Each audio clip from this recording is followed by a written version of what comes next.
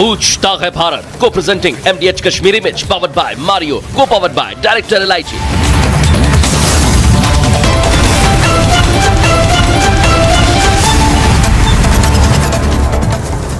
नमस्कार दर्शकों, मैं हूं ऐश्वर्या कपूर और आप देख रहे हैं मेरे साथ पूछता है भारत। शुरुआत ऐश्वर्या के एजेंडा से, और ऐश्वर्या के एजेंडा में आज बात रिजर्वेशन की, आज बात जातियों की, क्योंकि अभी तक यह आरोप लग रहा था विपक्ष पे कि दिल्ली हो या डेनमार्क,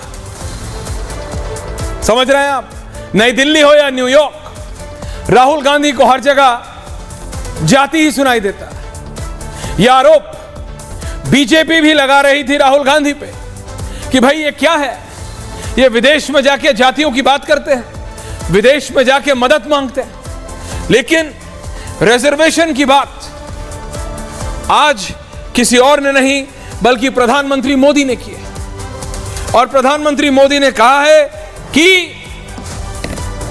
विपक्ष रिजर्वेशन के खिलाफ है, कि विपक्ष आरक्षण के खिलाफ है। और यह बात प्रधानमंत्री मोदी ने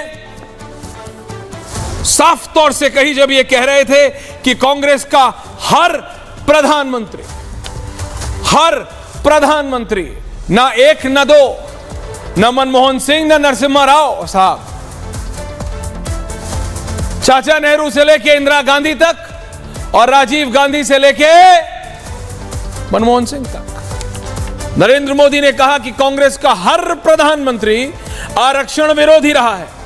कांग्रेस के आरक्षण विरोधी चाल से सावधान, यानी बीजेपी कह रही है भैया ये आरक्षण पे खेल खेल रहे हैं तुम्हारे साथ, ये बीजेपी का वार है कांग्रेस पे, जिसपे कांग्रेस ने पलटवार करते हुए कहा है हमारा कैसा खेल, हम तो वादा कर रहे हैं, हम तो खड़े हैं अंगद के पैर की तरह दृढ़। बीजेपी बताए कि उसका आरक्षण पर स्टैंड क्या है। बीजेपी के नेताओं ने आरक्षण के खिलाफ प्रतिक्रियाएं दी हैं। ये कौन कह रही है? कांग्रेस कह रही है, विपक्ष कह रहा है, और डंके की चोट पे कह रहा है कि हमको क्लियर नहीं करना, क्लियर बीजेपी को करना है, शहजाद पूनावाला की पार्टी को करना है कि रिजर्वेशन पे यानी आरक्षण पे उनका क्या कहना। क्योंकि जितनी भी बार राहुल गांधी बात जातीय जनगणना की करते हैं तो बीजेपी तो ऐसे वार करती है लाइक हाउ, लेकिन उनके बड़े नेता घुमा फिराव वाली भाषा में गोल गोल घुमा के कहीं ना कहीं they take a safe route कि हम भैया खिलाफ नहीं है। क्योंकि यह बात आप समझिए, जब प्रधानमंत्री कह रहे हैं कि कांग्रेस ने दलित पिछड़ों को धोखा दिया, दलितों और पिछड़ों को धोखा दिया, कांग्रेस को पूरी तरह से पहचानना जरूरी, ये बीजेपी कह रही है। क्यों कह रही है? प्रधानमंत्री क्यों कह रहे हैं? क्योंकि उनको कहीं ना कहीं लग रहा है कि उनकी पार्टी के जो नेता हैं वो इस मुद्दे पे बैकफुट पे चले गए, तो प्रधानमंत्री खुद फ्रंट फुट पे आके इस पे बैटिंग कर रहे हैं और बोल रहे हैं कि क्लैरिटी रखो। क्योंकि कांग्रेस ने एक ऐसी धारणा परकुलेट करा दी है, और ये 24 के इलेक्शन से हो रही है, जो वो संविधान बदलने वाले के साथ था उसके साथ आरक्षण भी एक बहुत बड़ा मुद्दा था 24 के इलेक्शन में। चाहे आपको न्यूज रूम की डिबेट्स में ना मिला, ये दिल्ली के बड़े बड़े क्लबों में चाहे बात ना होती हो, लेकिन गांव गोठ में, तलहटी में, जमीन पर बात हो रही थी 24 में भी दो मुद्दों पे, एक संविधान बदलने की और दूसरी आरक्षण की। और ये दोनों रियलिटी हैं जिसमें विपक्ष में को ये क्रेडिट आपको देना पड़ेगा कि विपक्ष ने इन दो मुद्दों को राइट और रॉन्ग, सही नैरेटिव है या गलत नैरेटिव है, लेकिन उन्होंने नैरेटिव जनता तक पहुंचा दिया है कि बीजेपी संविधान बदलने वाली है और आरक्षण के खिलाफ है, जो कि बीजेपी ने साफ तौर से प्रधानमंत्री ने खुद कहा ना बाबा ना, कोई संविधान नहीं बदलने जा रहा है, कोई आरक्षण के खिलाफ नहीं है। लेकिन वही बात प्रधानमंत्री को इलेक्शन के बाद भी बोलनी पड़ रही है, तो यह बात साफ है कि बीजेपी को इस पे और काम करने की जरूरत है, बीजेपी को बताने की जरूरत है और जनता को समझाने की जरूरत है, आप लोगों को समझाने की जरूरत है उनके नेताओं, आपको क्या समझ आता है, ये सही या ये सही, वो आपके इंटेलिजेंस पे है कि ये वाले सही हैं या ये वाले। लेकिन जो कांग्रेस ने एक ऐसा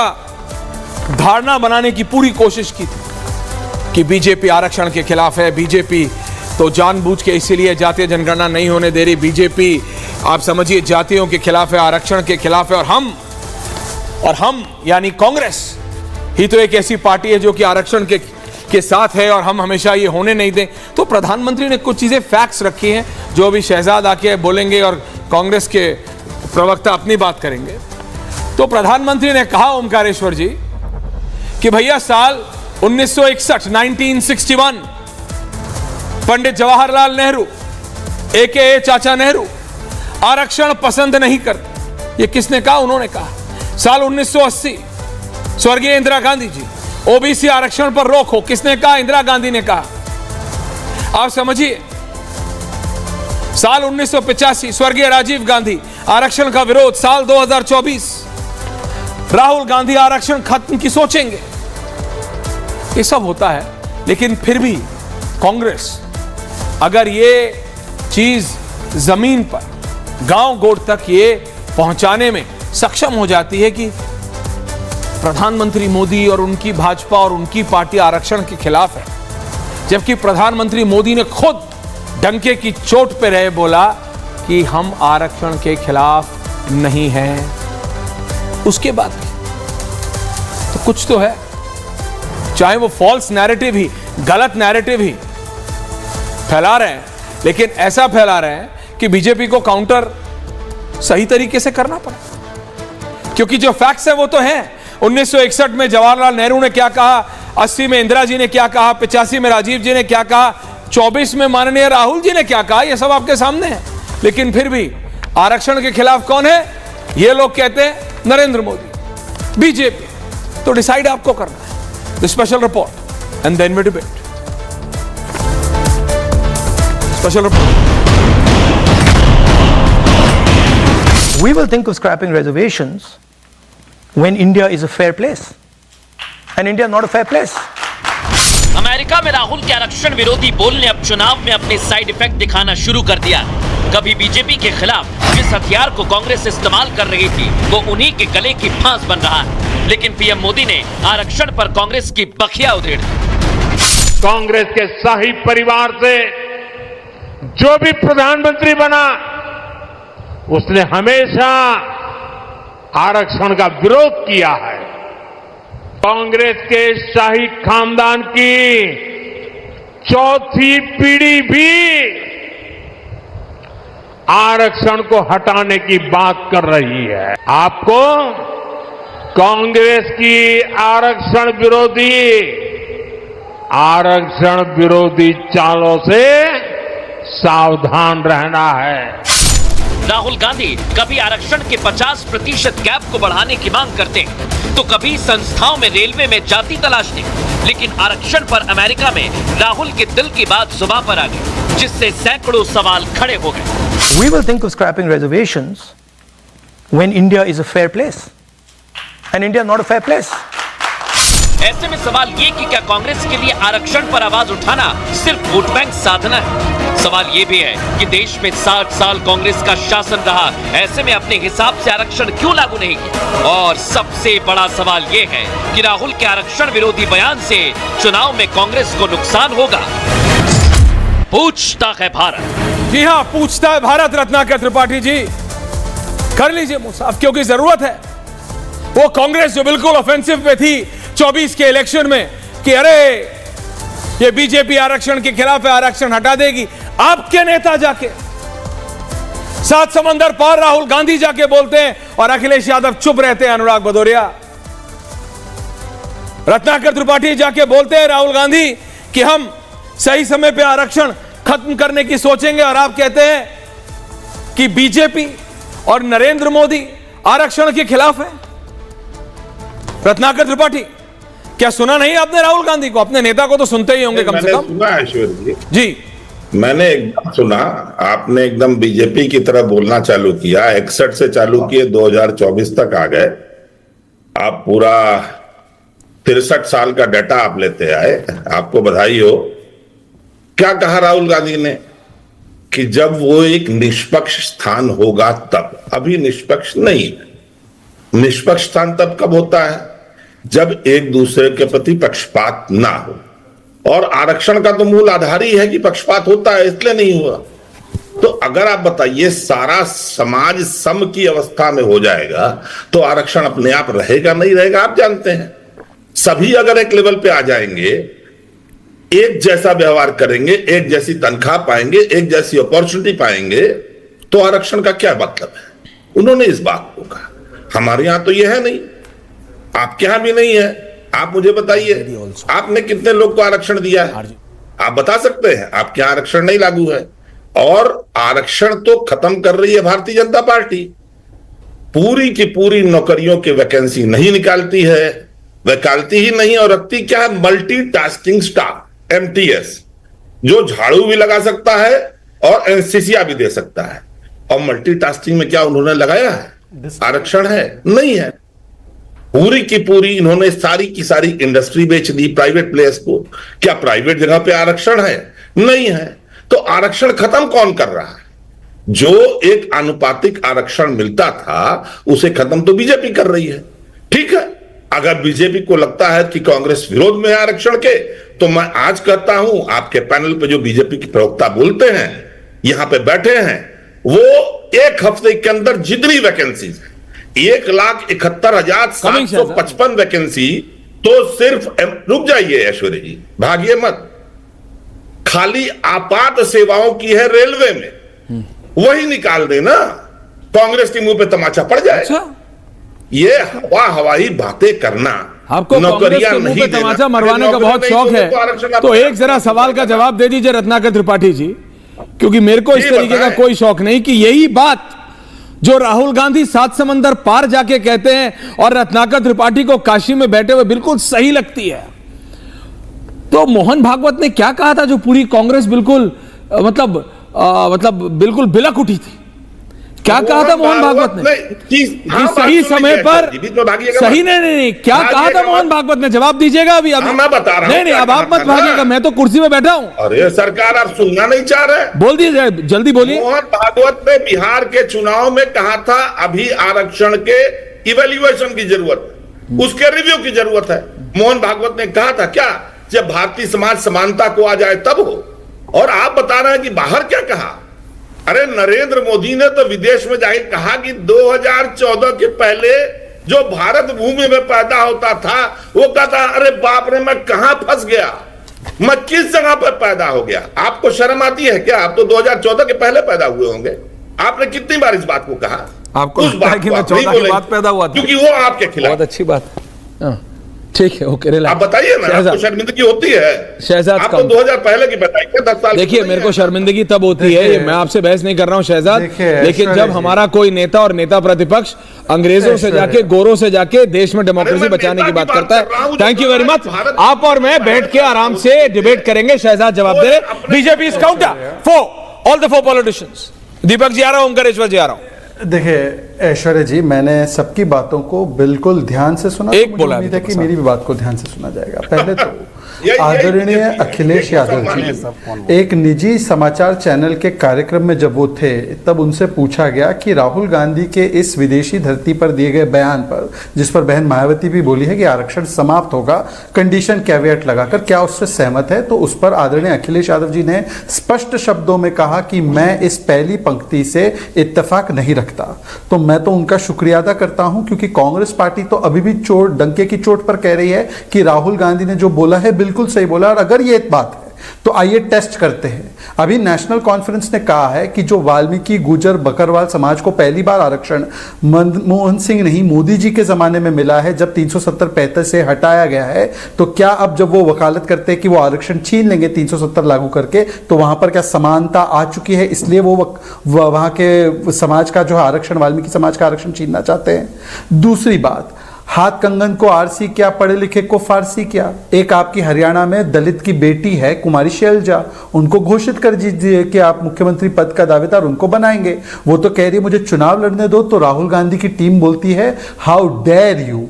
तीसरी बात, तेलंगाना में कांग्रेस का ऑफिशियल स्टेटमेंट था हम दलित मुख्यमंत्री बनाएंगे, बनाया उस रेवांत रेड्डी को जिसने कुर्मी समाज के और बिहार समाज के लोगों के डीएनए पर बहुत सारे सवाल उठे। अब चलिए मैं बिहार पर बोलूंगा तो फिर कंचना जी कुछ बोल पड़ेंगी, तो मुझे लगता है कि उस विषय से आगे बढ़ते हैं। चौथी बात, 1961 में तो आपने बताया नेहरू जी ने विरोध किया था आरक्षण का। उन्होंने ये कहा था सेकंड क्लास बन जाएंगे। 80 से 90 मंडल का विरोध इंदिरा जी राजीव जी ने किया था। 6 सितंबर 1990 को राजीव गांधी ने विरोध किया था। बुद्धुओं को आरक्षण का जो है लाभ मिलता है, ये भी राजीव गांधी ने कहा था। पर केवल यहां पर नहीं, आज के जमाने में क्या हो रहा है, जब यूपीए की सरकार आई 2004 से 14 के बीच में, उन्होंने वकालत की थी कि SC ST OBC के आरक्षण से छीनकर मुस्लिमों को दे दिया जाएगा। सलमान खुर्शीद का ऑफिशियल बयान है। फिर कर्नाटक में जैसे सरकार है उन्होंने ये किया, मुस्लिमों को दे दिया OBC आरक्षण। बंगाल में आज सुप्रीम कोर्ट में मामला चल रहा है जहां पर 77 कास्ट में से 75 कास्ट OBC की मुस्लिमों को दे दिया और वो हाईकोर्ट ने क्वॉश किया है। इसके अलावा जामिया AMU से आरक्षण समाप्त किया। अब मैं सिर्फ एक सवाल पूछना चाहता हूं, जामिया AMU में समानता आ गई थी इसलिए वहां पर SC ST का आरक्षण समाप्त किया क्या? और लास्ट बात मैं पूछना चाहता हूं, केवल आरक्षण नहीं, 14,000 करोड़ दलितों का कर्नाटका में लूट लिया गया और डाइवर्ट कर दिया गया। तेलंगाना में SC ST का बजट 22,000 करोड़ था, उसको काट कर 7,000 करोड़ कर दिया और मदरसे का बजट उसको 2 गुना कर दिया गया। तो एक बात स्पष्ट है कि ये आरक्षण समाप्त करके देना किसको चाहते हैं? वोट बैंक को देना चाहते हैं। इसलिए मैं आज स्पेसिफिक पूछना चाहता हूं, ओके, जामिया AMU में समानता आ गई है इसलिए आरक्षण समाप्त हुआ क्या SC ST का? ये कंचना जी बोलेंगी, मुझे उम्मीद है, अनुराग जी बोलेंगे, मुझे उम्मीद है, क्योंकि दोनों मेरे भाई बहन बहुत ही पढ़े लिखे और विद्वान प्रवक्ता है, तो इसका जवाब इट लुक्स वेरी, मेरे को कम से कम ये बात सुन के बहुत अच्छा लगता है जब शहजाद बोलते हैं अनुराग जी भाई है। Very good, thank you very much. Anurag Bhadauria counter and then Kanchana ji, आ रहा हूं मैम। नहीं, हम वैसे तो है ही। Very good, very good, I am very happy. मैं तो कहता हूं भाई से एक सवाल है, करिए। और मुझे लगता है कि ईमानदारी का सवाल है, पूरा हिंदुस्तान सुन रहा है। आज ही डिबेट खत्म कर देते हैं और ये आप आरक्षण दे दीजिए। जितने प्राइवेट कंपनी हैं, जो परेशान लोग हैं, चाहे वो बड़ी बड़ी कंपनियां, जो कॉर्पोरेट कंपनियां हैं इस देश के अंदर में, जो आरक्षण नहीं दे रही, आप लागू कर दीजिए। आज ही रात को लागू करवा, मतलब काबिलियत को मतलब नहीं, हम सबको झूठा साबित कर दीजिए, हम लोगों को एकदम बेकार साबित कर दीजिए, और आप कहिए कि सबको आरक्षण मिलेगा, प्राइवेट सेक्टर में भी आरक्षण मिलेगा, क्योंकि सरकारी नौकरी तो आप दे नहीं रहे हो, उसमें तो वैकेंसियां खाली पड़ी, वहां तो आरक्षण आप दोगे क्या जब नौकरी नहीं दे रहे हो? वहां पे तो आप लेटर भर्ती निकाल देते हो कि हम बैकडोर एंट्री करने के लिए कि आरक्षण खत्म कर दिया जाए, बैकडोर एंट्री से अपनी विचारधारा के लोग भर्ती कर लिए जाएं। वो तो सबने देखा है, वो तो विपक्ष ने विरोध किया, तब जाके आप रोल बैक करते। वैसे भी आपको रोल बैक करने की अब आदत पड़ गई है, 240 जब से आई है तब से रोल बैक करने लगे हैं। अच्छी बात है, ये रोल बैक करते रहिए, रोल बैक करते करते करते करते एक दिन सरकार भी रोल बैक कर लीजिए, तो कम से कम जनता को एक दिन देखना आपको ये भी करेंगे। भाई किसान बिल आपने रोल बैक किया, आपने लेटर एंट्री भी रोल बैक की, जिस तरह से आप अभी वक्फ बोर्ड का लेके आ रहे हैं वो भी धीरे धीरे ठंडे बस्ते में डाल दिया, वो भी रोल बैक करना है, तो आप सरकार भी रोल बैक कर ही लीजिए। जनता तो चाह नहीं रही है, क्योंकि आप जनता के मुद्दे की बात नहीं कर रहे हैं, आरक्षण की बात हम कर रहे हैं। आरक्षण आपको देना है, हम लोगों को भाई बोलिए कि भाई आप लोग कुछ नहीं कर रहे हैं, हम तो पूरा आरक्षण देंगे। प्राइवेट सेक्टर में भी कल से आरक्षण होगा, और जिस तरह से हमने 69,000 भर्ती शिक्षक भर्ती में जो आरक्षण उत्तर प्रदेश में जो हमने खत्म किया था, जो हम उनका आरक्षण हक मान रहे थे, वो भी हम दे देंगे, सबको दे देंगे। बोलिए तो सही प्रभु, खाली बोलने से काम नहीं चलेगा। देखिए बोल वचन तो अच्छी बात है कि आप अच्छा अच्छा बोले, सबने अच्छा अच्छा सुना, हम भाई हो गए, वो बहन हो गई, तो भाई बहन का भाई इतना पवित्र, इतना अच्छा रिश्ता है इस देश में, तो भाई आरक्षण दीजिए ना भाई। हमारे जो दलित हैं, जो हमारे पिछड़े हैं, जो हमारे परेशान लोग हैं, जो कमजोर वर्ग है, जो गरीब है समाज के अंदर में, जिसको वंचित है, उसको दे दीजिए ना, दे दीजिए उनको रोजगार। किसने आपको रोका है? ऐसा था नहीं किसी ने आपको रोका है, तो फिर आपको दिक्कत किस बात की हो रही है? मैं ये नहीं समझ पा रहा हूं। बहस ही खत्म कर दीजिए, दे दीजिए आप। इसका स्पेसिफिक जवाब कंचना जी आ रहा हूं, क्योंकि मेरे भाई अनुराग जी ने आज ये बड़ी बात कह दी, तो मुझे कम से कम एक बात की खुशी है। मेरा फ्रेम ठीक हो जाने दीजिए, थोड़ा सा फ्रेम हिल। दीपक जी आ रहा हूं, ठीक है, बिल्कुल बोलिए। नहीं हिलेगी। देखिए ऐश्वर्या जी, कम से कम आज अनुराग भदौरिया ये मानने को तैयार हो गए कि जिन लोगों ने reservation in promotion in public sector enterprise, Mulayam Singh Yadav ji ने इसका विरोध किया था, आज वो पार्टी जिसने रिजर्वेशन इन प्रमोशन का विरोध किया था, वो रिजर्वेशन इन प्राइवेट सेक्टर चाहती है। पर उससे पहले मैं 2 चीज से पूछना चाहता हूं अनुराग जी से। एक तो रिजर्वेशन इन प्राइवेट सेक्टर ले आते हैं, रिजर्वेशन इन पॉलिटिकल पार्टी भी ले आइए और किसी दलित को अपना पार्टी का अध्यक्ष बनाइए। पर मुझे एक बात बता दीजिए कि जब मोहित खान एक दलित बच्ची, निषाद बच्ची का रेप करता है और वीडियो बनाता है, तो क्या आपको रिजर्वेशन की आवश्यकता है उस पर कार्रवाई करने के लिए? आप पहले यह बताइए कि दलितों के और पिछड़े समाज की सुरक्षा के प्रति आप कितने चिंतित है, कब मोहित खान को निकालने वाले हो, यह बताइए। उन पर कार्रवाई हुई, वो पॉक्सो एक्ट में जेल में है, पर आपने उनको दामाद बना रखा है अपना। एक 65 वर्ष का आदमी 12 साल की निषाद बच्ची से बलात्कार करता है और अनुराग भाई आप उसको डिफेंड करते हो। तो पहले अनुराग भाई बोलिए कि रिजर्वेशन इन प्रमोशन क्यों रोका था? 75 जातियां मुसलमानों की क्यों ओबीसी की जातियों में घुसेड़ रहे हो, बंगाल से लेकर कर्नाटका तक? क्यों रंगनाथ मिश्रा में ये बोला था कि ओबीसी का काट के हम मुसलमानों को दे देंगे आरक्षण? और तीसरी बात बताइए, मोहित खान पर क्या कार्रवाई होगी, ये पहले बताइए। अनुराग भदौरिया, कोई काउंटर? कंचना जी बोली नहीं है अभी तक। कंचना जी 30 सेकंड्स में कमिंग टू यू, बराबर का टाइम देगा। सीधा सा नहीं, बोलिए जल्दी, क्विक। सीधा सा जवाब है। मैं इनसे पूछना चाहता हूं, मेरा सीधा सा सवाल इनसे है, ये बताइए अभी अयोध्या में 8 लोगों का नाम आया एक दलित बच्ची के साथ अन्याय करने में, एफआईआर क्यों नहीं कर रहे थे आप भाई? क्या दिक्कत थी आपको? क्योंकि दलित बच्ची थी इसलिए एफआईआर नहीं करेंगे आप, इसलिए उसके एफआईआर को जब हम आवाज उठाएंगे तब एफआईआर होगी। या जिस तरह से दलित बच्ची को हाथरस में जिस बच्ची के साथ अन्याय हुआ था, जिम्मेदार कौन था जरा बताएंगे आप? कोई था जिम्मेदार? तो कोई था ना। जिस तरह से अन्याय हुआ बीएचयू की घटना में, कौन है जिम्मेदार बताइए आप? और आपके एक विधायक जो अभी जेल में गए हैं, जो भारतीय जनता पार्टी के विधायक थे, उनके ऊपर जब आरोप लगा था, कौन है जिम्मेदार? सवाल ये उठता है, भारतीय जनता पार्टी लगातार भारतीय जनता पार्टी की सरकार में दलितों पे अन्याय हो रहा है, दलित की बच्चियों के साथ अन्याय हो रहा है। सरकार आपकी है, न्याय आपको दिलाना है, आप न्याय नहीं दिला पा रहे हैं, सुरक्षा नहीं दिला पा रहे हैं। दीपक जी आ रहा हूं, वेट करना पड़ रहा है। आप उनका सम्मान नहीं बचा पा रहे। Kanchana ji okay, Shehzad now please, thank you. Anurag ji please, no please, देखिए ये दोनों भाइयों का, ये जो दोनों भाई मिलके मतलब ढोलक बजाने में लग जाते हैं, बाकी क्या चलेगा? प्लीज कंचना, नहीं बहन को भी मौका दीजिए। कंचना जी, अरे भाई बहन को, कंचना जी एक तो नाराज हो गया, अब डिबेट बीच में छोड़ जाती है।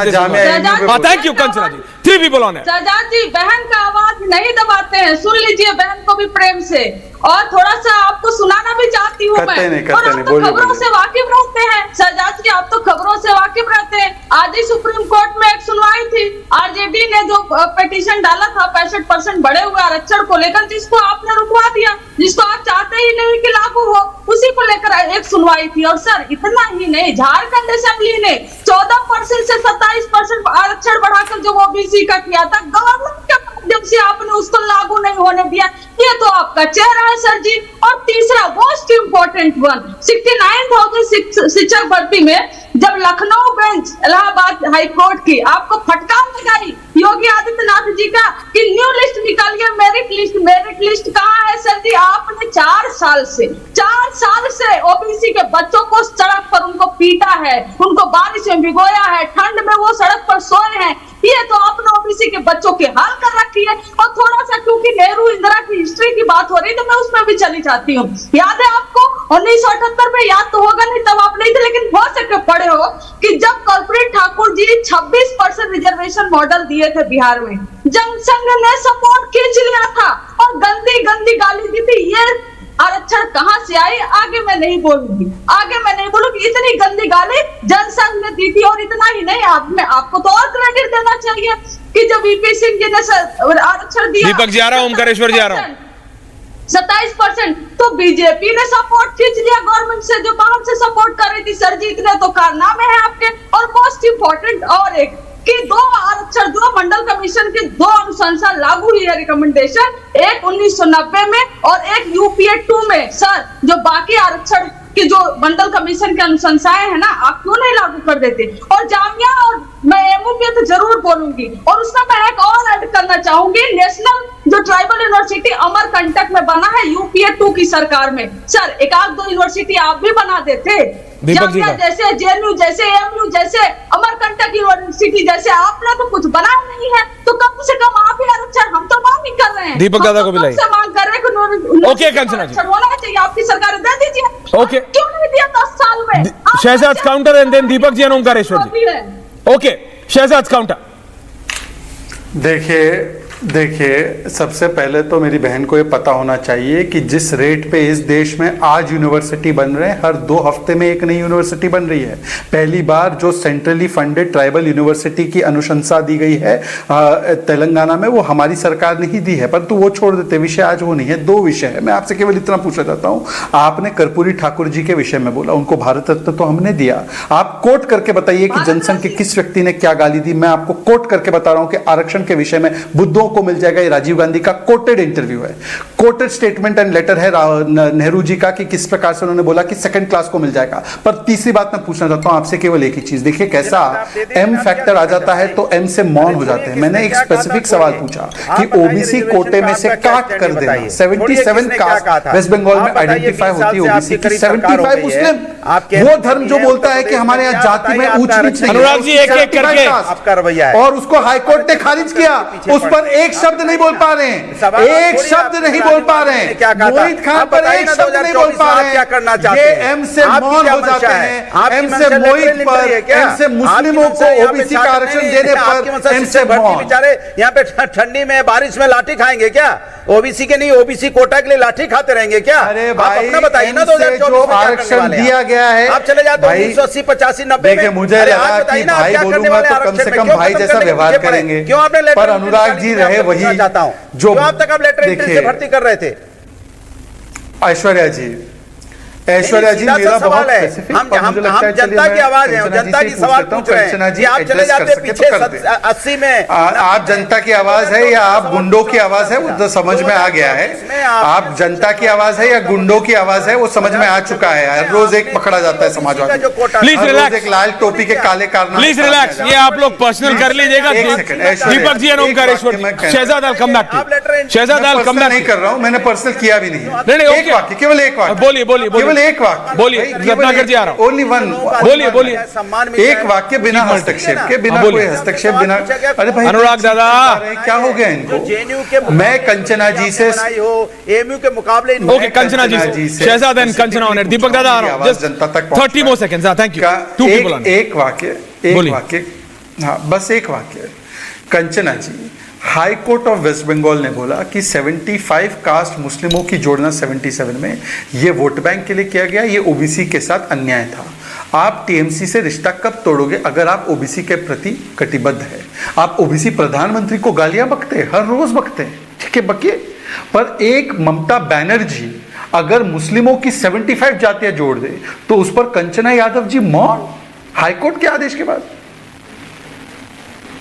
कंचना जी कोई काउंटर, दीपक दादा ओमकारेश्वर जी आ रहा हूं उसके बाद। जी शहजाद जी ने बहुत अच्छा सवाल किया है, और मैं एक सवाल बहुत पहले से पूछ रही हूँ। हिमाचल में जब बीजेपी की सरकार थी, पता है आपको, कुछ अपर कास्ट जातियां जैसे गिरी पूरी जैसी कुछ जातियां, उनको उठा के ओबीसी में डाल दिया गया था। सर वहीं पर नहीं, कई राज्यों में जहाँ आपकी सरकार है, आपने अपर कास्ट जातियों को उठाकर ओबीसी में डाल दिया। और इतना तो छोड़ दीजिए, आप तो बहुत सारी जातियों को मुस्लिम में जाति कहाँ? हिमाचल सरकार में मुस्लिम में जाति कहाँ? आप ट्रांसजेंडर को ओबीसी मुस्लिम में जातियां हैं क्या? आप सारे आरक्षण का इधर का उधर मुस्लिम में जाति है क्या? दूसरे पर ब्लेम करते हैं। लेकिन आपको एक चीज और बताते हैं कि मंडल कमीशन में साफ लिखा हुआ है कि मुस्लिम में जातियां हैं, हिंदू ओबीसी जातियां, मुस्लिम नहीं बोलना, हिंदू ओबीसी जातियां भी बेनिफिट ले सकती है ओबीसी आरक्षण का। आप तो मंडल कमीशन पढ़कर आया करिए सर जी, ये है पढ़े नहीं है, बहुत कमजोर हो। हिंदुओं का आरक्षण छीन कर कहीं वोट बैंक में पढ़ के आइए कि नन हिंदू ओबीसी जातियां, वो क्रिश्चियन में हो, मुसलमानों में हो, देखो हिंदुओं का आरक्षण छीना जा रहा है। रह सकती है।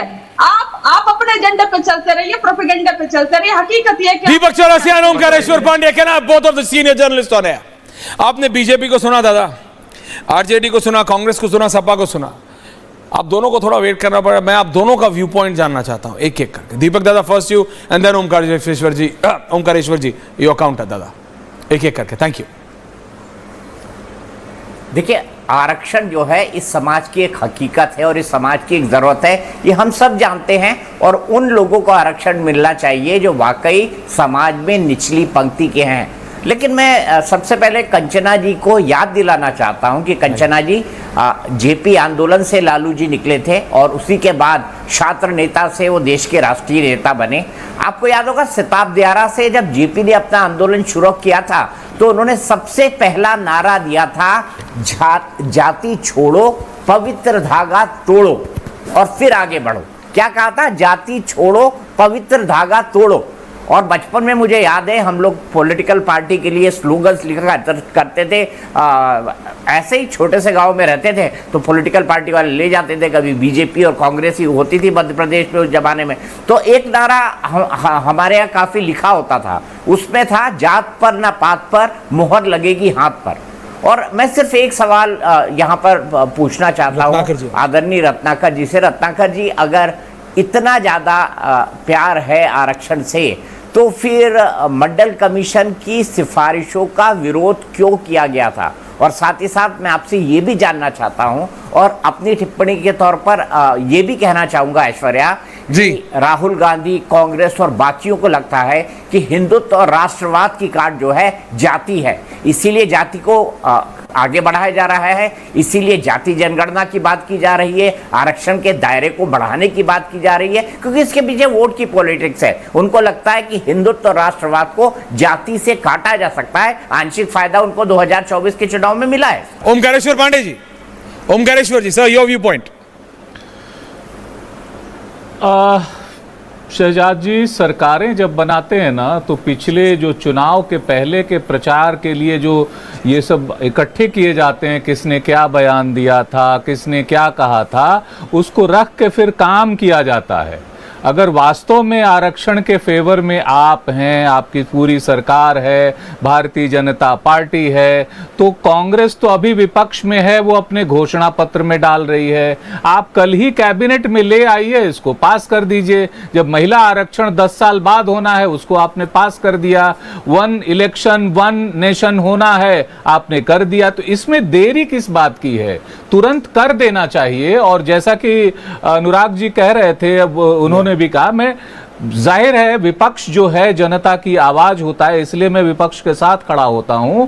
मैं ये कहता हूं कि प्राइवेट जो जॉब हैं उनमें भी आरक्षण दीजिए। इस समय तो पावरफुल 3rd टर्म आया है, एनडीए सरकार आई है, 2 टर्म फुल मोदी जी की गारंटी थी, इस बार एनडीए की गारंटी है। तो बातें करने की बजाय किसने क्या कहा था, उसने क्या कहा था, उसने क्यों विरोध किया था, अरे तुरंत कैबिनेट में ये ले आइए, उसको पास कराइए। मुझे ऐसा लगता है कि आरक्षण के मसले पर गंभीरता बीजेपी सरकार में नहीं है, इसलिए वो यहां वहां की बातें कर लेती है। एक समय था जब कांग्रेस भी इसके पक्ष में नहीं थी, लेकिन बाद में कांग्रेस इसके फेवर में आई 1990 के बाद, और उसके बाद अब तो उसने डाल दिया है। अब वो जाति जनगणना की बात कर रही है, तो क्यों नहीं करवा लेते हैं? जातिगत जनगणना भी कराइए, उसको जो है रिजर्वेशन भी दीजिए। मुझे लगता है कि काम करने का वक्त है। बयानबाजी, पिछले क्या कहा था, उसने क्या कहा था, चुनाव में अच्छा लगता है। मैं अनुराग जी आ रहा हूं। शहजाद काउंटर एंड देन अनुराग। बोलिए शहजाद जी। ओमकारेश्वर जी को बड़े सम्मान के साथ, क्योंकि राहुल गांधी जी से वो ज्यादा प्रभावित भी है, तो राहुल गांधी जी ने बोला कि India is union of states, मतलब कि सत्ता में केवल मोदी जी नहीं है, शहजाद भाई, मैं मोदी जी से भी बहुत प्रभावित, और इसीलिए ओमकारेश्वर जी, मैं सबसे प्रभावित, आपकी बात बिल्कुल सही है भाई। ओमकारेश्वर जी, मैंने आपको डिस्टर्ब नहीं किया। ओमकारेश्वर जी, मैंने आपको डिस्टर्ब नहीं किया। ये तरीका ठीक नहीं है डिबेट का। आपने अपनी लंबी चौड़ी बातें बोली, मैंने आपकी पूरी बात सुनी, अच्छी कड़वी जो भी थी मैंने सुनी, आपको भी सुनना पड़ेगा। लेकिन ये मत कहिए कि कौन किस से प्रभावित है, ये मत कहिए। व्यक्तिगत लांछन, व्यक्तिगत आरोप मत लगाइए। चलिए, आपको राहुल गांधी से इतना लाज क्यों महसूस हो रही है भाई? चलिए, राहुल गांधी से इतना लाज महसूस हो रहा है तो मैं उसको वापस ले लेता हूं। अब मेरी बातों को मत डिस्टर्ब कीजिए, बात पूरी सुनिए, बात पूरी सुनिए, इसको बतंगड़ बनाकर डिस्टर्ब मत कीजिए। क्यों भूल जाते हैं?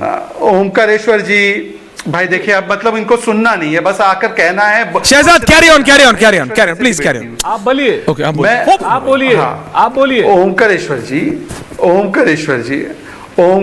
जी, क्योंकि आप पत्रकारिता के उसूलों से बड़े प्रभावित है, तो पत्रकारिता के उसूल आपको बताएंगे कि सत्ता में केवल मोदी तो है नहीं, सत्ता में कांग्रेस भी है, कर्नाटक में भी है। क्या आपने बोला कांग्रेस से कि वादा काहे करते हो, कांग्रेस कास्ट सर्वे करवाओ ना? बिहार में किया बीजेपी ने। आपने बोला कांग्रेस से हिमाचल में रुके क्यों हो, कांग्रेस करवाओ ना कास्ट सर्वे, रुके क्यों हो? कांग्रेस ने करवाया बिहार में, जैसे बीजेपी और जेडीयू की सरकार ने करवाया। और तीसरी बात, ये प्राइवेट सेक्टर में रिजर्वेशन की आप बात कर रहे हो ना, कांग्रेस ने कर्नाटका में अभी बीच में अनाउंस किया था कि कर्नाटका के 90% लोगों को हम लोग आरक्षण दे देंगे। उनको बोलो कि SC ST OBC को दे दे। भाई अगर 90% लोकल को दे सकते हैं तो 90% जाति के आधार पर देने के लिए बोलो ना, रुके क्यों है मोदी के लिए। और आखिरी और फाइनल बात, बाकी सब छोड़ो, चरित्र दिखाता हूं। हमारे बीच में, वैसे तो मैं पत्रकारों को जातियों से नहीं देखता और ना मैं उनकी जाति पूछकर उनको पिटवाता हूं, पर दीपक चौरसिया नाम का एक व्यक्ति, भारत का बेटा, डीडी न्यूज में काम करता था। दीपक चौरसिया ओबीसी समाज से आता है, वो कभी बताएंगे नहीं, उनको बताने की आवश्यकता नहीं। दीपक चौरसिया को पहले दिन पर उनकी नौकरी से, डीडी से निकालकर बाहर रख देने का काम ये कांग्रेस का कुकर्म है। आप ओबीसी की बात करते हो, बोलिए दीपक चौरसिया से किसने माफी मांगी, पूछिए उनसे, जवाब दे दो। अनुराग भदौरिया जी जवाब दीजिएगा। Can I have everyone on it including Kanchana ji and Ratnakar ji? Okay okay, बोलिए बोलिए बोलिए बोलिए ओमकारेश्वर का जवाब जी, दादा बोलिए, सेकंड का जवाब बोलिए, 30 सेकंड का। अनुराग जी होल्ड ऑन, सरकारों से चाहे किसी भी पार्टी की सरकार, अनुराग जी होल्ड ऑन, किसी भी पार्टी की सरकार हो, मैं कहता हूं अगर वो आरक्षण की बात करते हैं तो करें, लेकिन जातिगत ये जो जनगणना है केंद्र सरकार का काम है। ना ना ना, हिमाचल में करो अब प्राइवेट सेक्टर में। नीतीश बाबू ने कर दिया, कर्नाटक में करो प्राइवेट सेक्टर में, नीतीश बाबू ने कर्नाटक में करवाओ, लेकिन पहले कर्नाटक में इंडिया अलायंस करवाए, पहले कर्नाटक में इंडियन अलायंस करवाए, सभी राज्य करें, सभी नहीं बोलो, नहीं कर्नाटक में इंडिया अलायंस करवाए, लेकिन इंडिया अलायंस से सवाल है कब करवाओगे कर्नाटक जो है, जो सत्तारूढ़ पार्टी केंद्र में है वो क्यों ना ना ना ना ना ना ना ना ना सत्तारूढ़ पार्टी अनुराग भदौरिया से ओके ओके ओके, देखिए दर्शकों, नहीं अगर एक बहुत बड़ा सवाल पूछो कर्नाटक जो विपक्ष, okay Omkareshwar ji point taken, Shehzad now please. अगर आपको लगता है कि अनुराग जी ने कहा, कंचना जी ने कहा, रत्नाकर जी, मैं बात बोल रहा हूं, प्राइवेट सेक्टर में रिजर्वेशन होना चाहिए, यानी देखिए ये तय। एक सेकंड अनुराग जी, आ रहा हूं, आप ही के पास आ रहा हूं, दादा आ रहा हूं, give 30 seconds to me also sometimes for a change. मैं सिर्फ इतना कह रहा हूं, ये डिसाइड करेगा कि आपकी काबिलियत डिसाइड नहीं करेगी क्या कहीं भी, सिर्फ ये डिसाइड करेगा प्राइवेट सेक्टर में भी आप ये चाहते हैं, मतलब यहां पे मेरी जगह नहीं, हर जगह कौन नौकरी किसको मिलेगी वो काबिलियत पे नहीं, आपके मार्क्स पे नहीं। बच्चे भी देखते हैं डिबेट, आपके मार्क्स पे डिपेंड नहीं करता। अगर आपके 50 आए और दूसरे के 35 आए हैं, 33 से ज्यादा, तो भी उसको नौकरी मिल जाएगी, आपको नहीं मिलेगी। एंट्रेंस टेस्ट में आप पास हुए हैं, दूसरा बॉर्डर लाइन पे पास हुआ, लेकिन क्योंकि वो उस जाति से, उसको मिल जाएगी, आपको नहीं मिलेगी। क्या ये जाति की बात है तो क्या ये उस जाति वाले के साथ गलत नहीं है?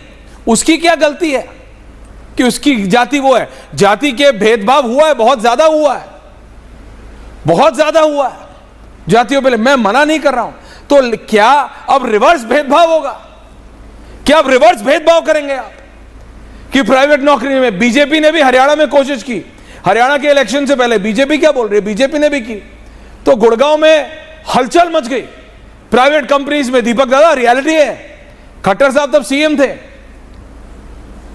हलचल मच गई भैया। कॉर्पोरेट कंपनीज बोले अरे we can't do it, we can't do it, भाई हम नहीं कर सकते हैं, काबिलियत से कैसे होगा? अब बात समझिए, कांग्रेस के प्रधानमंत्री को यह बोल के उस समय के राजीव गांधी को क्यों उन्होंने ऐसा कहा, क्या बीजेपी कर सकते नहीं? बीजेपी बोल रहे स्टेट वाले करो, स्टेट वाले करो, वो बोल रहे सेंटर वाले करें, हम क्यों करें? मैं कह रहा हूं भाई there has to be a fine line, एक बारीक लाइन होनी चाहिए जो ये डिसाइड करेगी कितना रिजर्वेशन, कहां रिजर्वेशन, कितना आरक्षण, कहां आरक्षण।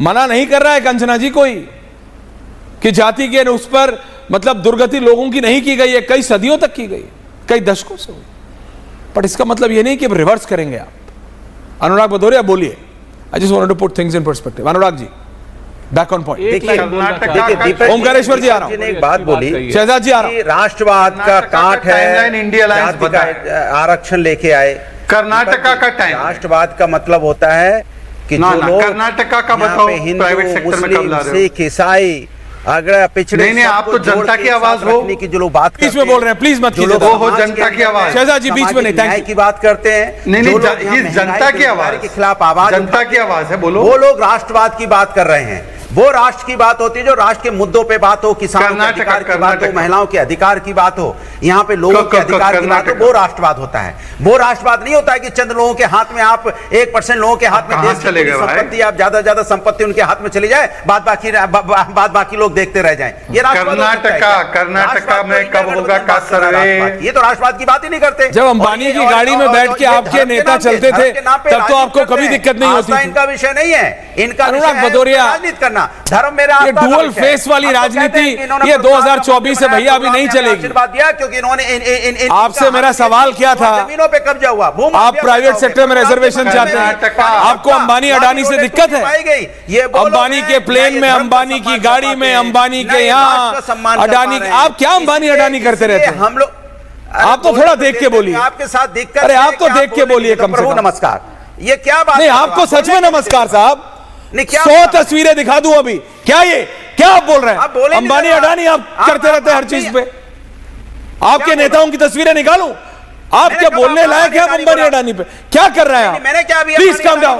मैं राष्ट्रवाद की बात कर रहा था, अंबानी अडानी पे। अरे आप पहुंचे, 1% को दे दिया, इसको कर दिया, उसको कर दिया, प्राइवेट रिजर्वेशन के साथ हैं आप, खिलाफ हैं? ये बताइए आप दादा, बताइए। नाम लिया किसी का नाम लिया? अरे मैं ले रहा हूं ना, नाम लेने से क्या होता है? मैंने किसी का छुपाएंगे कब तक? जबरदस्ती उसमें नाम घुसे, कब तक दूसरे के कंधे पे रख के बंदूक चलाएंगे? तो सबका, कब तक दूसरे के कंधे पे रख के बंदूक चलाएंगे? सब बोलिए, कम से कम कांग्रेस साफ तो बोलती है, सब बोलिए। कमाल की बात कर रहे हैं, कमाल की बात कर रहे हैं, बोलने ही नहीं देंगे। छोड़िए, साफ सी बात कीजिए। हम बोला अरे भैया, कंचना जी बोली, सब बोले, सब बोले, आप ही उधर की उधर करते। Thank you Kanchana ji, thank you. ये अच्छी बात नहीं अनुराग दादा। कर्नाटका में कब होगा? कंचना जी, शहजाद प्लीज, कंचना जी, शहजाद जी, कंचना जी, एक सेकंड। बीजेपी पार्टी कर्नाटका में लागू करो। प्रवक्ता ने, शहजाद जी धैर्य रखिए, काम डाउन। बीजेपी पार्टी के प्रवक्ता शहजाद पूनावाला जी ने ऑन एयर 2 बोलो, रॉबर जालसाजी धोखेबाजी पार्टी, रॉबर जालसाजी एंड धोखेबाजी। Shehzad please don't, RJD means robber, Shehzad ji don't, धोखेबाजी।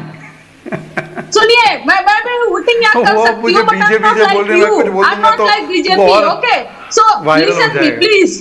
तो इन्होंने बोला कि हमने कास्ट सर्वे बिहार में कराया, जदयू और बीजेपी ने कराया, रिपोर्ट आई, होम मिनिस्टर अमित शाह जी बोलता है यादव मुसलमानों का जनसंख्या बढ़ा दिया गया, ये आरजेडीएम द्वारा, राजद द्वारा करवाया, तो राजद ने था सर, इसीलिए तो आपने आरोप लगाया था। अरे कम से कम होम मिनिस्टर का सुन तो लेते, अपनी पार्टी के नेताओं का सुन लेते, आपको ज्ञान हो जाता। अरे तो कर्नाटका में कराओ ना बहन। नेक्स्ट जो आपने झूठ बोला, आर्टिकल 1 में कर्नाटका में करवाओ बहन, इंडिया हिमाचल में करवाओ बहन। Union of state, sir India is A union of state, ये आर्टिकल 1 में लिखा है। हमें तो लगा आप सिर्फ मंडल कमीशन नहीं पढ़े, आपको संविधान भी नहीं पढ़े।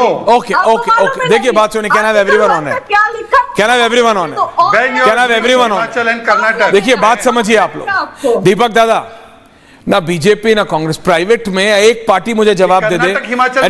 आप देखिए ना, बीजेपी बोलेंगे भाई हिमाचल में करो, कर्नाटक में करो, वो बोलेंगे भाई सेंटर में करो। भाई प्राइवेट में रिजर्वेशन आज की तारीख में हो सकता है अमेंडिंग? दीपक दादा, योर फाइनल आंसर, टाइम कम है, प्लीज बताइए, हो सकता है? And is it right? ना, मुझे नहीं लगता कि प्राइवेट में रिजर्वेशन हो सकता है, और मुझे नहीं लगता कि कोई पॉलिटिकल पार्टी, चाहे वो समाजवादी हो, चाहे वो कांग्रेस पार्टी हो, जब सत्ता में आएंगे तो ये कर पाएंगे। ये बहुत मुश्किल काम है। और आप ये भी ध्यान रखिए ऐश्वर्या, हमारा जो ह्यूमन ब्रेन है ना, वो दुनिया में अभी सबसे ऊंचे स्तर पर है, सबसे ऊंचे स्तर पर। तो हमको इस बात को भी देखना चाहिए, कहां जा रहे हैं, करना चाहिए। और चलते चलते मैं एक बात अनुराग भाई को कहना चाहूंगा। हाँ, इनको जरूर बोलिए प्लीज। आपको याद नहीं होगा, एक अंबानी को मुलायम सिंह यादव जी ने ही समाजवादी पार्टी से के समर्थन से सांसद बनाया था। तो अंबानी अडानी की बात आप करने लगते हैं ना, तो कभी कभी अच्छा नहीं लगता। नहीं, कभी तभी मुझे गुस्सा आता, लेकिन ये रिजर्वेशन पे डिबेट कंटिन्यू रहेगी।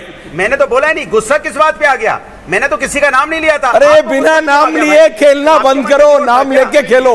कम से कम कांग्रेस नाम लेके तो खेलती है, ये बिना नाम लिए खेलना बंद करिए भदौरिया साहब, ये बिना नाम लिए खेलना बंद कीजिए। बहुत बहुत धन्यवाद आप सबका, टाइम कम है please. Thank you very much, I have less time today, thank you very much.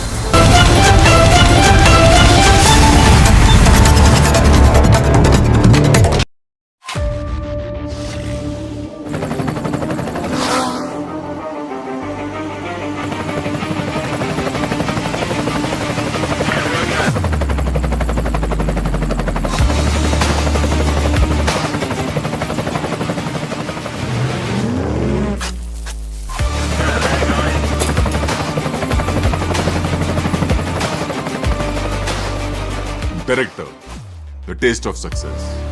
करने की कोशिश कर रहे हैं, जानबूझकर बार बार हिंदू धर्म को टारगेट किया जा रहा है। कभी अपशब्दों का इस्तेमाल किया जाता है हिंदू धर्म के लिए, मठाधीशों के लिए, संतों के लिए, तो कभी इस तरह की घटनाएं सामने आती है। लेकिन वो लोग जो हिंदू धर्म के लिए अपशब्दों का इस्तेमाल करते हैं वो कुछ भी इस पर नहीं बोल रहे हैं। आचार्य शैलेंद्र तिवारी इस वक्त हमारे साथ जुड़े हुए हैं। आचार्य जगत गुरु से हमने बात की है कुछ देर पहले, वो इस मामले की निंदा कर रहे हैं और आप लोगों से पहले भी हम बात करते रहे और आप भी कहते हैं ऐसे लोगों पर कड़ी कार्रवाई होनी चाहिए जो यूरिन मिला रहे हैं जूस में या फिर जो प्रसाद में चर्बी मिला रहे हैं जानवरों की। देखिए अनामिका जी, इस पर बहुत ही कड़ी कार्रवाई होनी